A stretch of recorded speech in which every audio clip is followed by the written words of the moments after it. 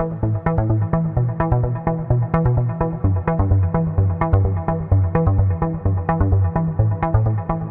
the 21st century and technology is growing at an extremely fast rate. Smartphones are in everyone's pocket and we have fridges that connect to the internet. Although it's cool to live in a time where cutting-edge technology is released frequently, there are many risks associated with said technology. The IoT, or Internet of Things, is a web of devices that are all connected via the internet, which allows them to send data back and forth to each other. IoT devices include regular computers and smartphones, but also include items like refrigerators, cars, and even toilets. The risks associated with these technologies are similar to those of regular computers: hacking, malware, and child predators. Yes, I said child predators, and that's because the IoT, although fascinating, is a hotspot for predators to target your kids. In this video, we will explain how the IoT is dangerous for your kids and how to combat those dangers with ease. Welcome to Child Safety in the IoT, presented by the Cyber Squad. Many people don't realize just how prevalent online predators actually are, and this may be a large part of the success. Online predators are present everywhere in shockingly large numbers. The FBI predicts that between 500,000 to 750,000 predators are online every single day. Kids 12 to 15 tend to be the most susceptible because they are of the age that online freedoms become most common. With the introduction of the IoT, there are more ways than ever to connect to the internet, which makes it that much more dangerous. It is estimated that 89% of all sexual advances made on children are organized through online chat rooms and instant messaging. Of these interactions, 27% consist of the predator asking for inappropriate photos, 79% had telephone conversations between both parties, and 64% knew each other for only a month before meeting up. If your child is ever lured into a physical encounter with a predator, they could be at extreme risk.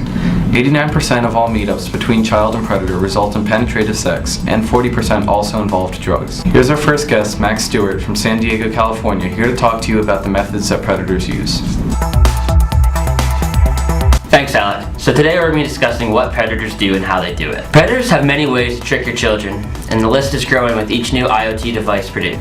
Before the IoT, the most common type of attack was done by befriending your child by playing an online game or in an online chat room. Although this method was effective, it's much more specialized with today's technology. For example, convincing a kid to meet up with a stranger would be difficult considering they're not looking to meet up, especially with someone from an online game. With the introduction of dating apps like Tinder, however, predators have a platform in which teens are actively looking up to meet with others. Other common apps like Pokemon Go and Uber have been abused in similar ways also. Now, the Internet of Things isn't constricted of only smartphones and computers.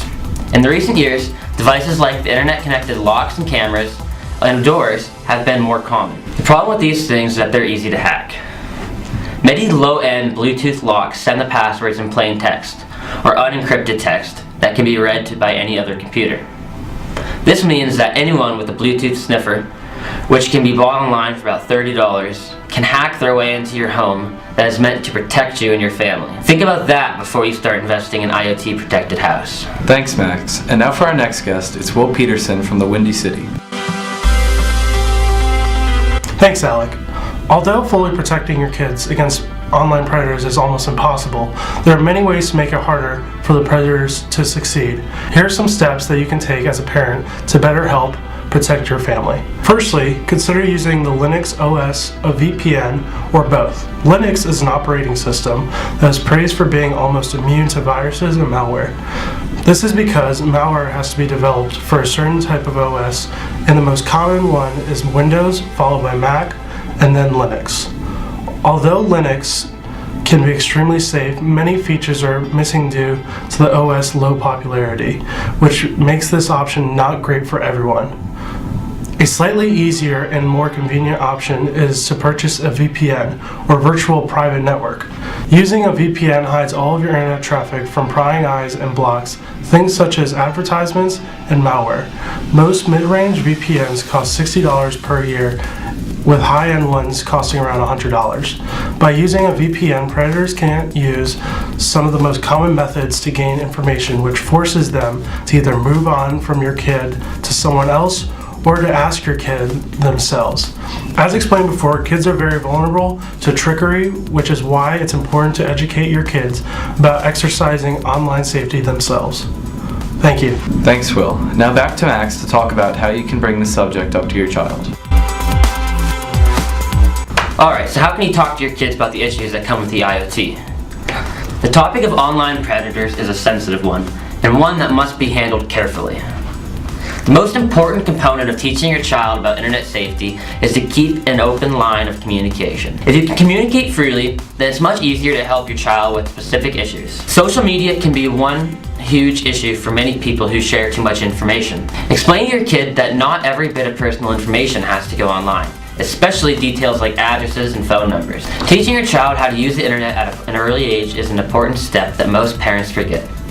If you don't start early, their habits will already be formed, and changing them will prove to be an extremely difficult task.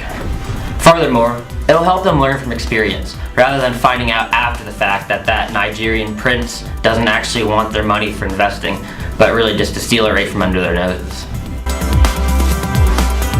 Thank you once again, Max. Now to conclude, our world is becoming more connected to the internet through everyday objects, and online security is becoming increasingly important.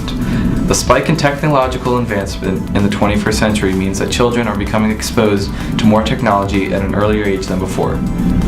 More exposure leads to more threats, which in some cases can lead to the harm of your child. Because of this, your job as a parent is going to get increasingly harder as technology evolves.